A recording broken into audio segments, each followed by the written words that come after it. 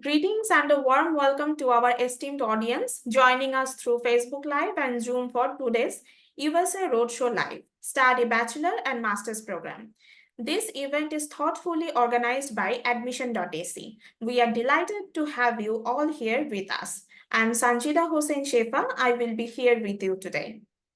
Admission.ac, a concern of Daffodil family, has been successfully providing all kinds of assistance to students from applying for admission to visa processing in different countries of the world. Besides, we are offering IELTS comprehensive courses, Duolingo course. In today's session, we will be diving deep into the wealth of information about higher education opportunities in California Baptist University.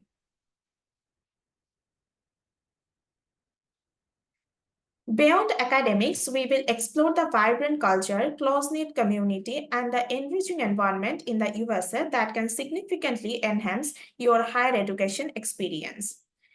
Today, our session is exclusively dedicated to those who are interested in pursuing their bachelor and master's program at California Baptist University. So those of you who are watching the live show, please share the live more and give others chance to see it. In today's session, we have Daphne Keiling, International Admissions Counselor, California Baptist University.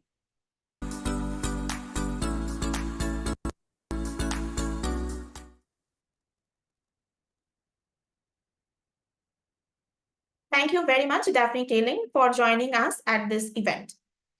Before going to the main discussion, I want to say to our audience that you can comment on us to get answers to any questions about the California Baptist University.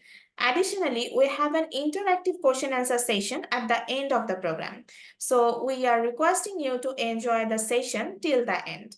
Starting this session, I am requesting Daphne Keiling, International Admissions Counselor, California Baptist University, to discuss about the university's education system, university requirements, and some other important guidelines for our Bangladeshi students. There we go. Thank you so much. Thank you so much for the lovely introduction. I'm so excited to be with you all today. And yeah, just as ma'am said, I'm going to be discussing further about CBU, the programs that we have to offer, as well as different opportunities for you with scholarship and things that we offer on our campus. So yeah, I am going to share my screen so that you can see a presentation that I have to show you. Just give me one moment.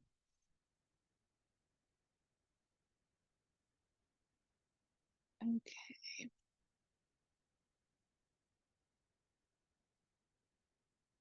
All right. So let me tell you a bit about CBU, or California Baptist University. CBU is located in Riverside, California. This is in the southern part of California. California is located on the western part of the US. And where we're located in Riverside, it is about 26 degrees Celsius throughout the year. So I know that the weather in Bangladesh is usually quite warm. It's also quite warm where CBU is located as well. So many South Asian students really enjoy coming to this part of California. These are just a few pictures of Riverside and what Riverside has to offer. So we have both trees and mountains where we live. There's lots of great food and coffee if you like specialty coffee, a lot of great places to eat. Like I mentioned, we're in Southern California. So many of you have maybe heard of places like San Francisco or maybe Los Angeles. So San Francisco is in Northern California. That's about a 7-hour drive away. And we are close to Los Angeles, which is about an hour drive away. So in Southern California, there are places to explore like Disneyland. It's about 45 minutes from our campus. Santa Monica Pier, you've probably seen this in a lot of different movies. And then, of course, downtown Los Angeles, there's so many different multicultural things here, as well as good food and also lots of professional sports. Now, zooming into CBU's campus, we are focused on institutional momentum, being student-centric, and having academic breadth. We have almost 12,000 students. We're hoping that maybe this upcoming September intake that we will reach our 12,000 mark, which is very exciting. We have over 60 countries represented. We have over 300 international students. In addition to that, we are WASC accredited, which means that your degree from CBU is of value anywhere in the world because we have a high accreditation status from WASC. As for our academics, these are going to be all of the undergraduate programs that we offer. So you can see we offer everything from architecture to film to lots of different engineerings, computer science, psychology, nursing, so many different options at our undergraduate level. Just a few quick facts. 38 of our programs are STEM designated for OPT, which if you're familiar with OPT at all, that's an option where you get to work in your field of study while you are still on your F1 student visa. And we'll talk about that a little bit more later. 82% of all of our international students go directly into OPT, which is a very high placement rate. 83% of our faculty have the top degree in their field, and our student to faculty ratio is 19:1, which means that our class sizes we try to keep fairly small because we want students to be able to have a lot of interaction directly with professors. So most of your class sizes are going to be 20 to 30 students for your major specific classes. In addition to that, these are going to be all of our graduate programs. I know that we had already gotten a question about if there was any engineering or a few other options at the graduate level. Right now, we do not, unfortunately, have any engineering at the graduate level. We are hoping to add computer science, a master's in computer science, starting this next year. So we will keep you posted about that. But for now, our most popular programs at the graduate level are definitely our MBA, our business administration, as well as our information technology management. Within our business administration, you can concentrate in things like business analytics, or also we have management and healthcare administration. Our business analytics program, as well as our information technology management program, are both STEM designated for OPT. We also have many different psychology offerings, as well as biomedical sciences. If you have a background in architecture, we have a great master's in architecture program. And then, of course, we also have kinesiology. So if you have a physio background, kinesiology is going to be a great fit for you, or maybe even our master's in public health.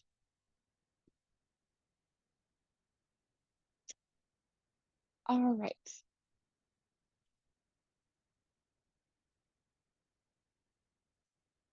Now, I also want to mention our Career Center. This is something very vital to students getting placement after they finish their degree. So the Career Center exists to help students become prepared, again, to go and get a great job after they finish their degree, because we know that you've spent time, effort, and money in coming to the US so that you can get a really good you can prepare for a really great future ahead. Recently, CBU has been ranked #1 for career preparedness. So what that means is because due to all the amazing resources that we offer, things like mock interviews, our career fairs where we bring over 500 employers to campus throughout the year, and our LinkedIn and resume building workshops, CBU has a high standard for helping students be prepared for the future. We also offer something called an Interstride job board, which is where students can actually look at a job board that they have access to, and they can find opportunities for OPT and H-1B. Excuse me, I'm really sorry for the interruption. No, that's fine. May I have your attention, please, the audience?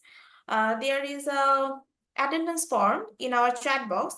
Kindly fill up this form, and those who have filled this form up, they have given 10 pounds 10 pound discount coupon.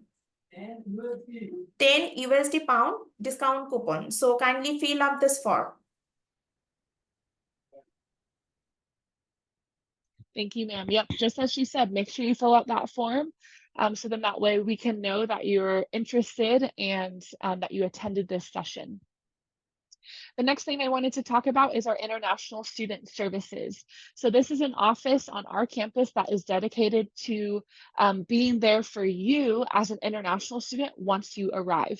So in your time applying to CBU and asking any questions about CBU, before getting here, you will work directly with me. I will be your international admissions counselor. But once you arrive to CBU, you will work with a team that will help advise you the entire time that you are a current student.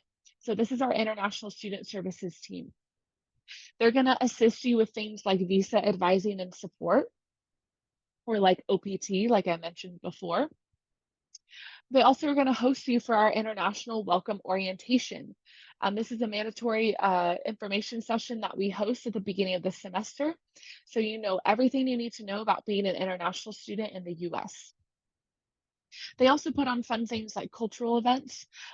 So this is a picture of an event that we call Festival of Color. We do a color throw and do live dancing and snacks. And it's a way for us to celebrate South Asian culture. So if any of you are familiar with Holi in India, we've taken a few elements from that and we've made our own festival on our campus. There are many other opportunities to celebrate culture as well, usually through making food or sharing food. We'll often have students from a specific region make one of their favorite dishes, and we'll share that with all of our other international students and American students. And also, we want to help you explore Southern California. We recognize that for many of you, when you come to CBU, you're most likely not going to have a car. So we want to give you opportunities to get to see different things in the area, take you to places like Universal Studios or maybe the beach, so that you can explore all the amazing, fun things Southern California has to offer you. These are some pictures of some additional events that our campus hosts through our community life office. So there's many amazing national parks in the area close to CBU within driving distance. And so we like to take students to enjoy those opportunities. We also offer things like intramural sports. So if you like to be competitive or just play sports for fun, you can do so throughout the year. We have sports such as basketball, volleyball, American football, and also regular football. This is our campus recreation center. This facility is only for students, so it's not for the entire local community, it's just for CBU. There's a lot of amazing equipment in this building so that you can use and come and get your exercise daily if you'd like. It is no extra fee to you as a student. You just come in with your CBU ID card. And there's cool things like you can go to different workout classes that are offered. You can also get a personal trainer throughout the semester for free as well. And then, of course, we have many different clubs that you can be a part of. So both academic clubs and clubs that are more for fun. And lots of events are always happening on campus. This is a picture of our Midnight Madness event. So this is where we get ready for our basketball season, and we do a dunk competition, 3-point competition. There's lots of dancing and lights and other things. It's a really fun time for students to come together. Living on campus, we have been ranked number 2 for best college dorms in all of California. If you are if you are an undergrad student, you are welcome to live on campus for all 4 years. If you are a graduate student, we do have housing opportunities for you. However, those slots are first come, first serve. These are some pictures of our housing on campus.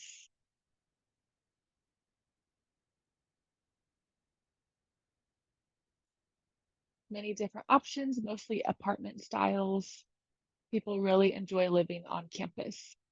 Safety. We know that you are coming from very far away from home, and so we want to make sure that you are safe at all times. So we have an entire team of safety service officers that patrol our campus 24 by 7. We do have a gate around the majority of our main campus. And also, if you're getting off of class late at night, you're welcome to request an escort from our safety service officers back to your living area. Living off campus, for those graduate students who are maybe interested in living nearby to campus, just know that anyone with a CBU ID card can ride the public transportation for free. And we also have commuter lounge options on campus. Um, we do offer multiple opportunities for you to seek out different options for living off campus, and we will connect you to a Facebook group page so that you can connect with other students who are also looking for off-campus housing. In addition to that, we've been ranked #2 for best food in all of California. We have 10 different dining options on campus. We have both vegetarian and non-veg options as well. It's a picture of one of our dining areas.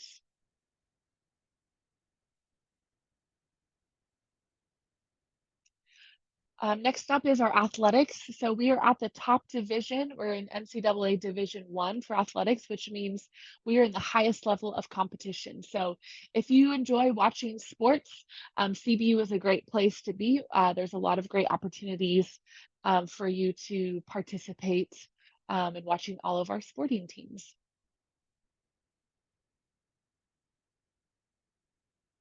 All right, this is a short video. I'm not sure if the sound will work, but this is just about a 1-minute video just so you can see many of the things that I have been describing.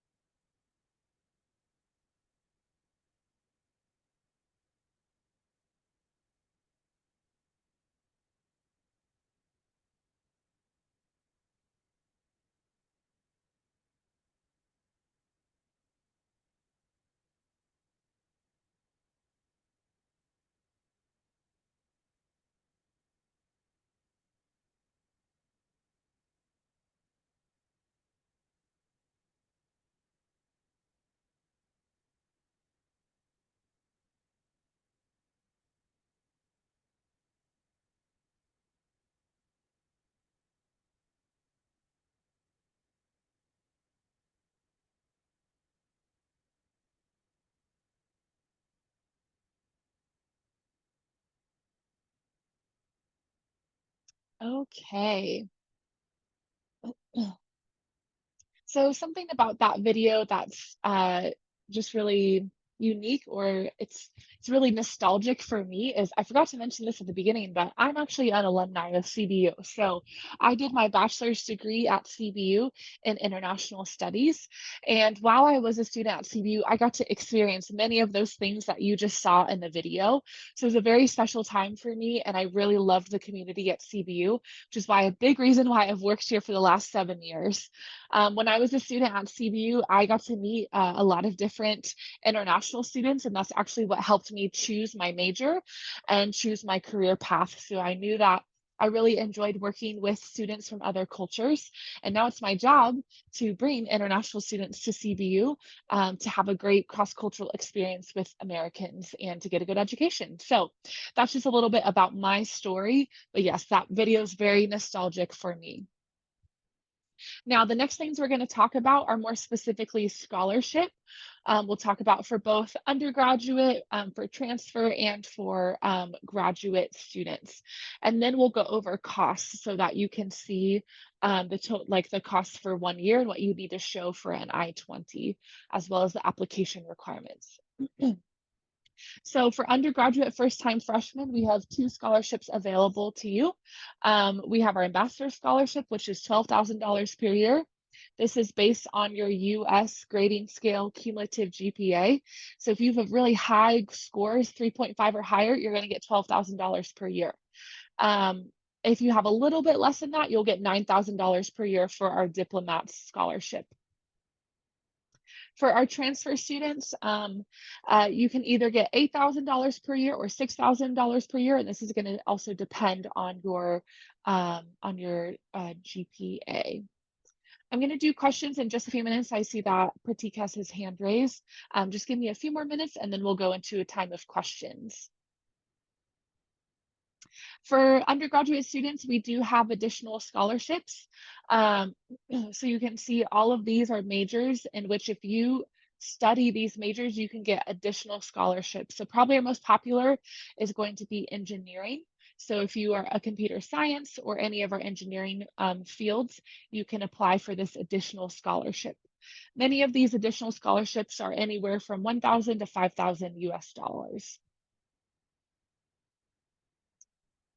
In addition to that, for both undergraduate and graduate students, we have what's called our needs-based grant. So this is the Global Initiatives Grant. It is up to $10,000 per year. You do fill out a separate application for this grant. It's based on how much you're in need of. So we are looking for students who need help in closing their I-20 requirement gap. So for many of you, you will have to show around $50,000 US for your I-20. If you are able to show maybe $40,000 or $45,000 US, that's great. You're a great candidate for this needs-based grant. You can let me know once you have been accepted into your program that you're interested in applying for this grant. I will give you the application, and then once you submit it back to us, we will make a decision on the grant award that you can receive. So again, this is for both undergraduate and graduate. For our graduate students, this is the only scholarship that we have available. All right, for I-20 requirements. So I'm going to show you for an undergraduate student about how much you will need to show in order to receive an I-20. So this is one of the final steps of the admissions process. So for an undergraduate student, you'll see our tuition and fees right here, as well as all of the living expenses. So this is going to be the total for about 1 year. And this includes everything. All right, so that is the cost for for an undergraduate student. For a graduate student, let's look at an MBA student. Oops. Here we go. So for an MBA Business Analytics student, this is a 1-year program. This is the total cost for everything. So tuition and fees plus cost of living. Now for graduate students, you do still have to show the entire I-20 amount. However, just know that your cost of living may vary depending where you live. If you live on campus, off campus, if you have one roommate or multiple roommates. So this cost could be the same or it could be significantly less. You still have to show that you have this amount though, but just take that into account. You'll want to pay attention primarily to this number as this is the cost of your entire program. All right, and I will share that link with you all in just a moment. All right, now we know that obviously coming to California can be expensive, or you might hear that often about California in comparison to the rest of the US. There are many different places in the US that are more expensive to live. However, the main thing to keep in mind is that even if it costs a little bit more to live here, you're also being paid a lot more money. So, for instance, minimum salary in California is $60,000 per year, USD. And our minimum hourly per hour is $16 an hour.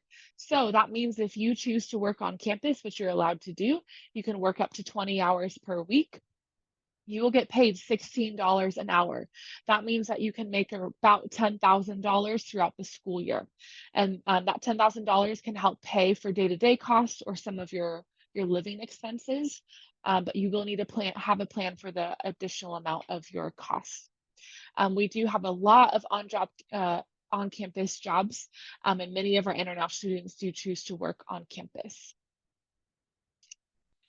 And then lastly, we are going to go over the admissions requirements. Oh, did I skip those?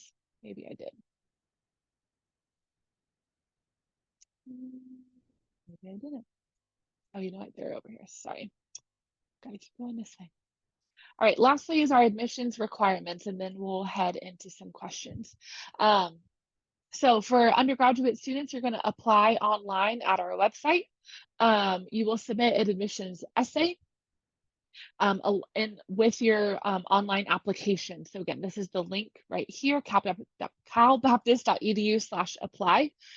There is a $45 application fee. However, if you apply with Admission.ac, you will get a promo code so that you do not have to pay for the application fee. All right, so that's a great perk in working with them. They are a partner of ours, and so they have a promo code to give you if you do apply through them.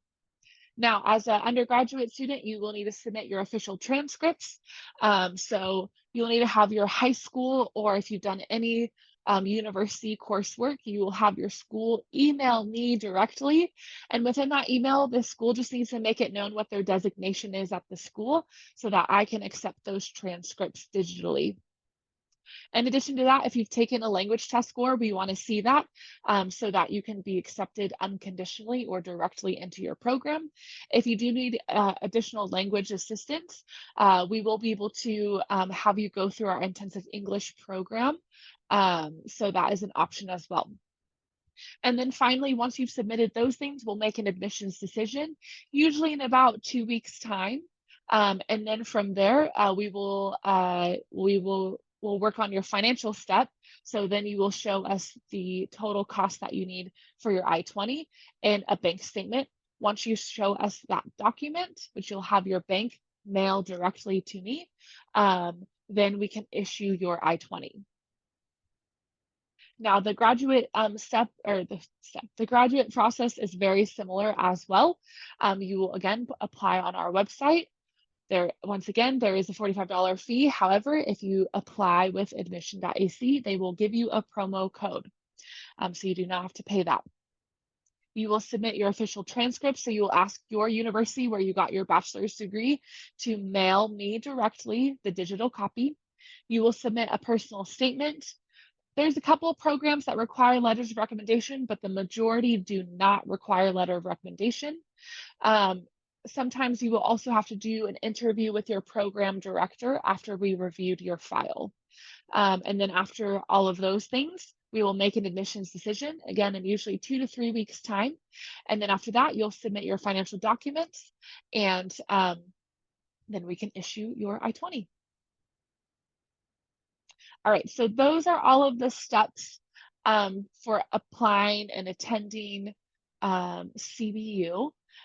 So I'm going to take a moment to start answering some questions. And then depending how much time we have left, I'm going to share also with you a little bit about the F1 student visa process. But first, let's answer some questions. And again, just as a reminder, if you haven't already, please fill out that form. That was the link that was sent in the chat.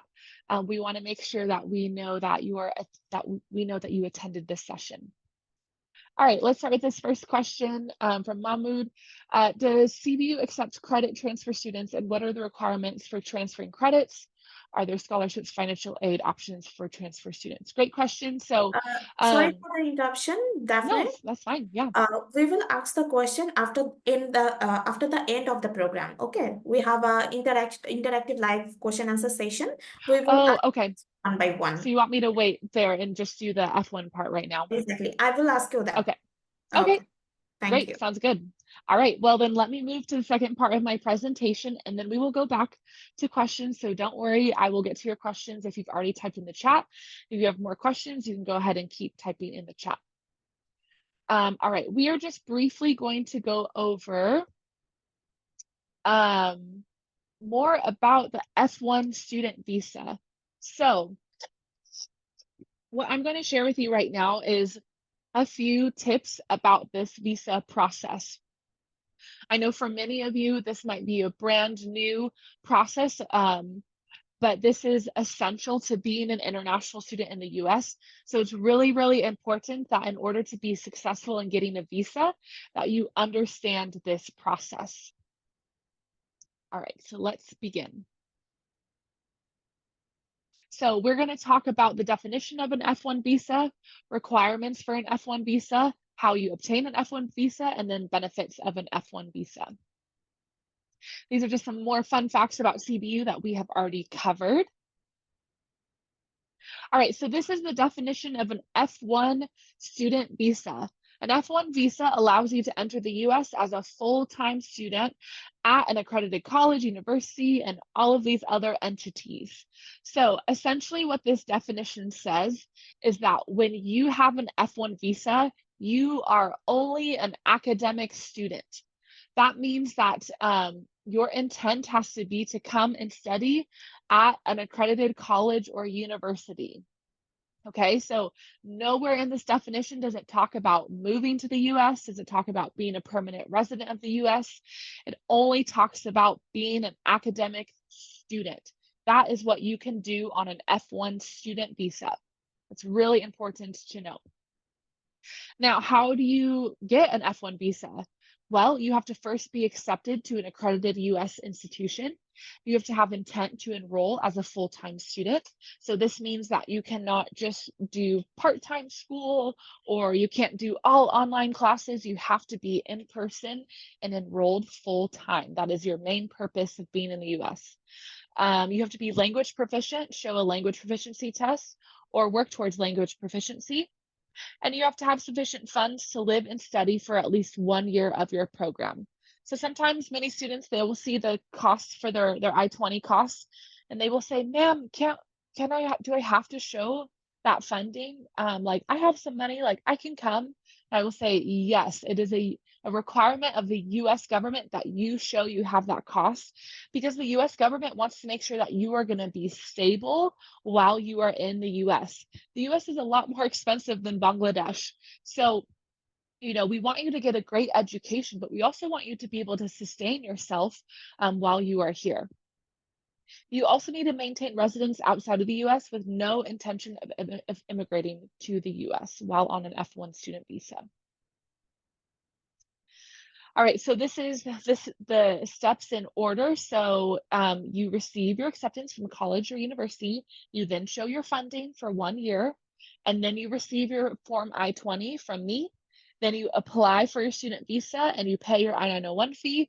Then you do your interview at the US Embassy or consulate, and then finally you receive a visa decision. So what is an I-20? An I-20 is an agreement between a student, university, and the US government. So this is a document that you will receive from me after you've been accepted into the university and you've shown your funding for 1 year. So when you show your funding for 1 year, you can show your own funds. That could be money in your own bank statement. You could show money in a sponsor's bank statement, such as a parent or a relative. And then also, if you've received any scholarship from us or another private entity, you can also show that as well. In addition, you can also have a student loan. This is what an I-20 looks like. I'm just going to briefly go over each section of the I-20. On the top part, you're going to see your information, such as your name, your date of birth, your country of citizenship. You're also going to see CVIS ID listed here, and that is what allows you to schedule a visa interview. The middle section, you're going to see information about our school's name. And then you're going to see information about your program of study listed here and how long your program is, what the earliest date is that you can come into the US, when your classes start. So lots of important information. And then finally, you'll see the total cost, the I-20 cost that I showed you on the link earlier, the webpage, and then also what your funding is. These things have to either match or you have to have more funding than the I-20 cost. And then at the bottom, you will see my signature and the date, and then you will have a spot where you will sign and date. If you are over 18, you do not need your parent to sign. If you are under 18, you will have your parent sign. So yeah, this is where you will sign. You will print off this document when I email it to you, and then this is what you'll use for your visa interview and for traveling to the US. Once you receive your I-20, you want to print it and keep it in an accessible and safe space. After that, you will make an account to fill out your DS-160, which is the visa application.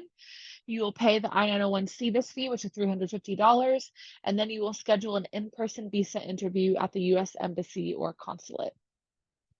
Now, if you get to this step and you are able to secure a visa slot, you then can request to meet with me for a visa mock interview. We will go over the different questions that you will most likely get asked in your visa interview. All right, so this is really important and it can be very helpful for you because I'm under the assumption that many of you have probably not talked to many Americans one-on-one. That is what your visa interview is going to be. You will be talking with an American and talking about your journey and process and how you've gotten to where you are. Why are you choosing to do this program? Why are you going to CBU? So on and so forth. So we will practice all of those questions together. And then after you go to your visa interview, at the very end of that visa interview, you will find out right away if you've been accepted or rejected. And if you get an approved visa, then we will help you with your next steps.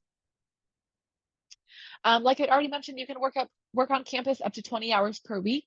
Also, some of you, your programs will offer CPT, which is an internship during your program where you can work off campus for a limited amount of time. And then for all of you, you will have the option to do OPT, which again is working in your field of study after you finish your program.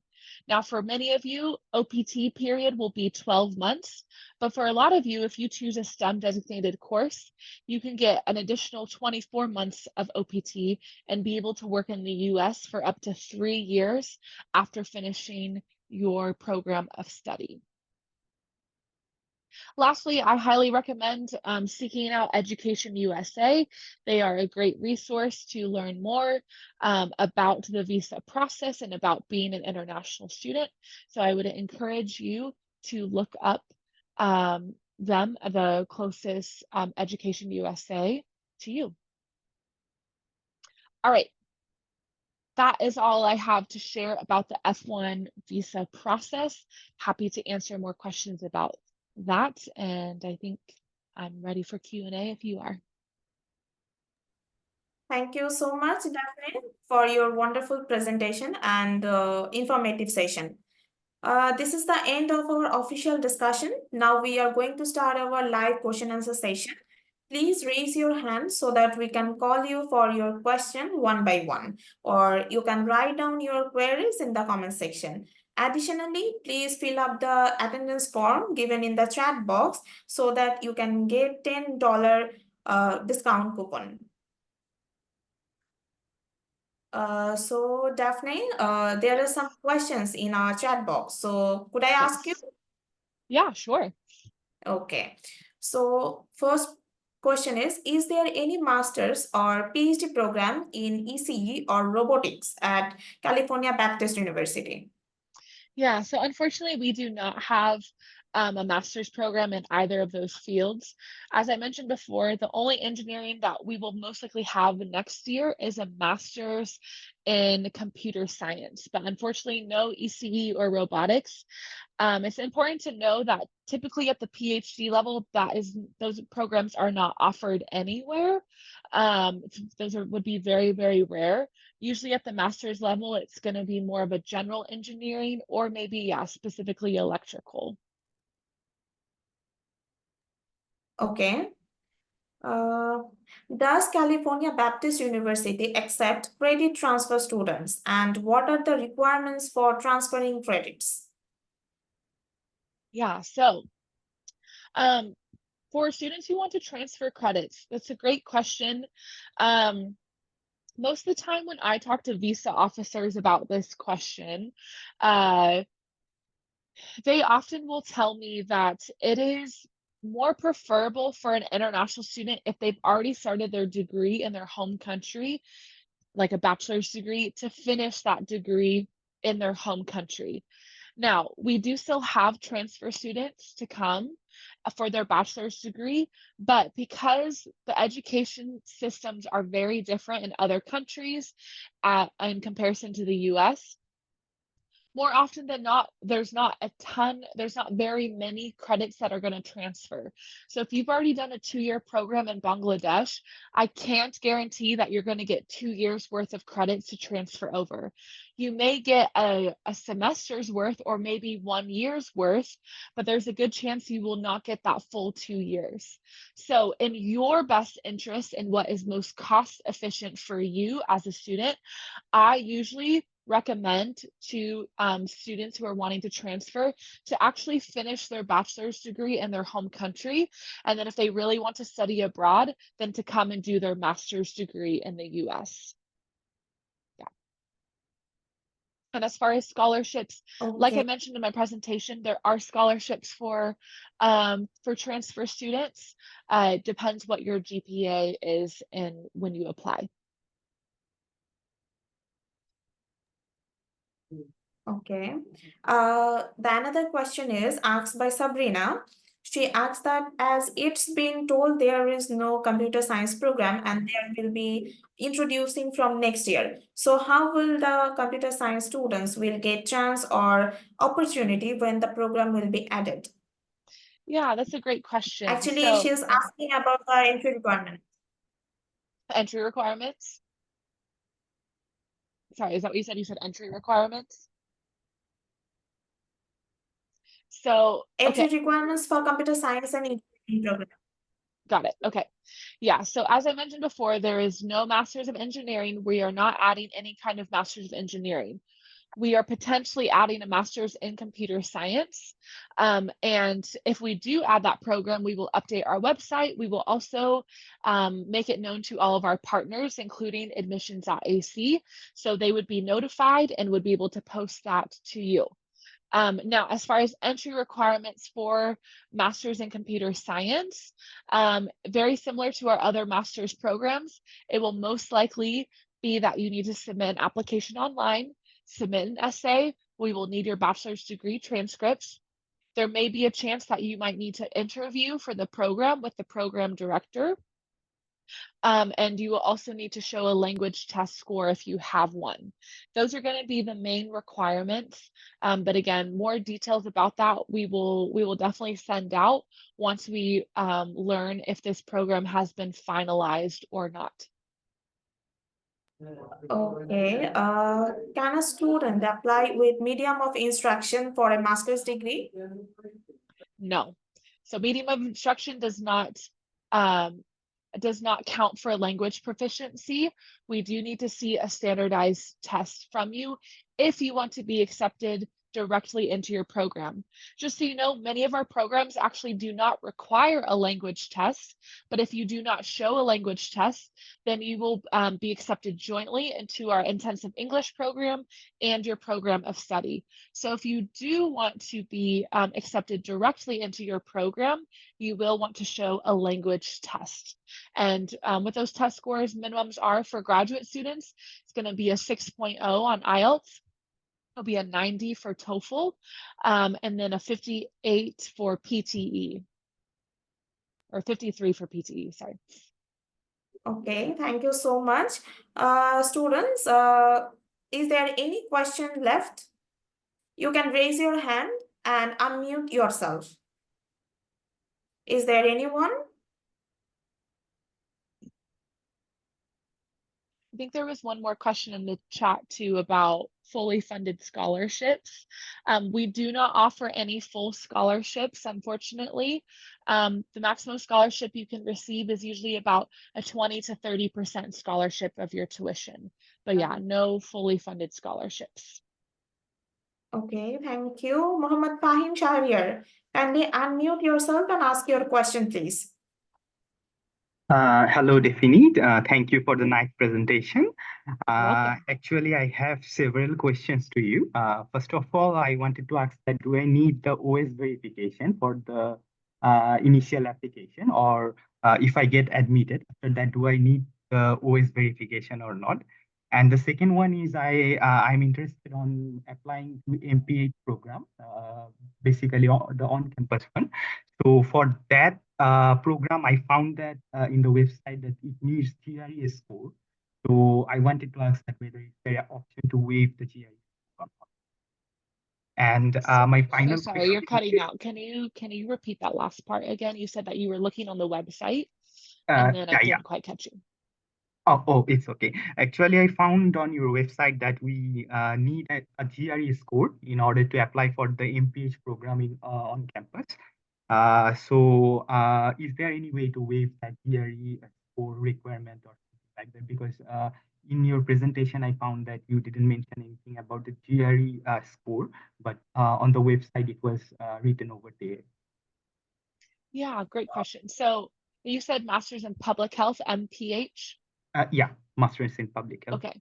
Yeah, so GRE we do not require, so I'm not quite sure which website you're looking at, but as far as on our official school website, you will not see a GRE listed, or it is not a requirement for our MPH. So yeah, you don't have to worry about that. I know you'd also asked about OS verification. Can Yeah. you describe that more for me? I'm not familiar with what that is. Actually, some universities, they want the WES verification. Oh, West verification. Sorry. Yeah, okay. I think I understand now. So, great question. We do not require a WES evaluation or any other evaluations for the majority of our programs. If you've already gotten one because you had to get one for another university, then you are more than welcome to have WES send that to us directly. And but other than that, we do not require it for our applicants. All right. My final question is to you that in some universities, we need, like, for example, I have taken my IELTS test. So I need to ask my center to send the score directly to the university through the mail or through over the post.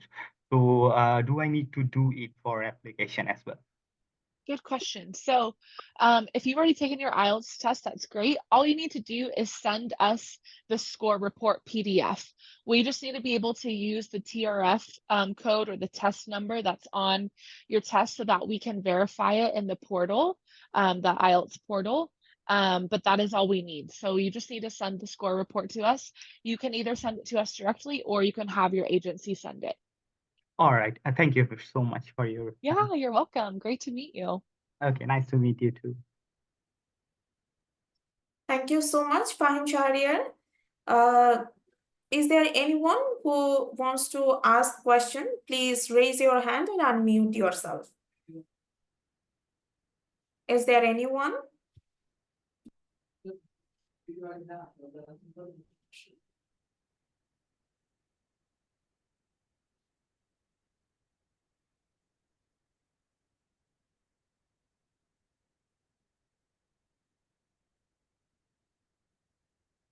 Okay, I think no one is left right now. Okay, Rifa Pranto, kindly kindly raise your hand and unmute yourself. Hello, Daphne. Hi, nice to meet you.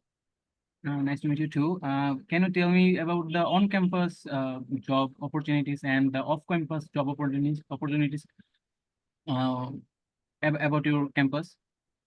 Yeah, great question. So for our on-campus job opportunities, we have over 700 student worker jobs. I would say about maybe 80% of my students that come from South Asia choose to work on campus and are actively working on campus right now.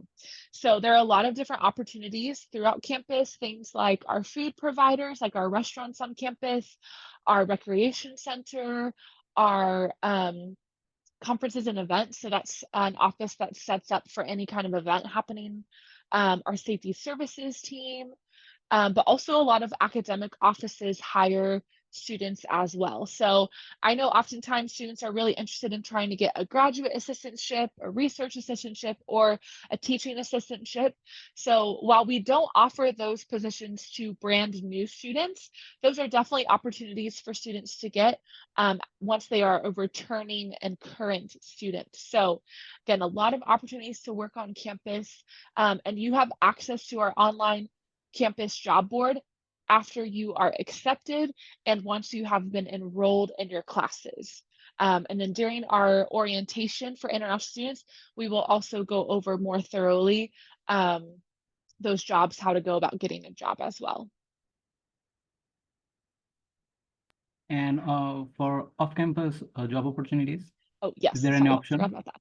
Yeah, great question. So our Career Center is going to help you and assist you in finding placement for after you finish your degree. While you are a current student at CBU, you are not able to work off campus. However, if you apply for OPT through the US government, then at the end of your time with your degree, you will be able to apply to work off campus in your field of study. So we have multiple job boards that you can apply to and see different opportunities. We also bring many employers to campus that you can meet with and try to seek placement from them. So overall, our Career Center is going to help you to try and find placements for after you're done being a student. Thank you so much. You're welcome. Nice to meet you. Nice to Thank meet you you too. so much, Rifat Pranto. So now it's the time to end. We are going to wrap up the session. Thank you so much, Daphne Keiling, for your nice presentation, and thanks to the audience for their wonderful participation.